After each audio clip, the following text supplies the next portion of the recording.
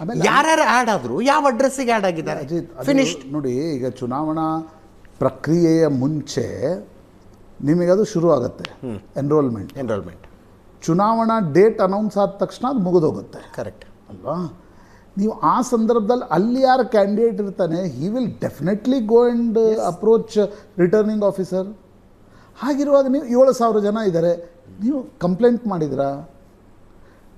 ನಿಮಗೆ ಏನಂತಾರೆ EVM ಮಷೀನ್ಸ್ಗಳ ಬಗ್ಗೆ ನೀವು ಸಾಕಷ್ಟು ಪ್ರಶ್ನೆಗಳನ್ನು ಎತ್ತಿದ್ರಿ, ಎಲ್ಲಿ ಕಂಪ್ಲೇಂಟ್ ಮಾಡಿದ್ರಿ? ಡ್ಯೂ ಪ್ರೊಸೆಸನ್ನು ಈಗ ಸುಪ್ರೀಂ ಕೋರ್ಟ್ ಹೇಳಿತ್ತಲ್ವಾ, EVM ಮಷೀನ್ಸ್ಗಳು ನಿಮ್ಗೆ ಟ್ಯಾಂಪರ್ ಮಾಡ್ತಕ್ಕಂಥ ನಿಮಗಿದ್ರೆ ಬನ್ನಿ ಮಾಡಿ ಅಂತಕ್ಕಂಥದ್ದನ್ನು.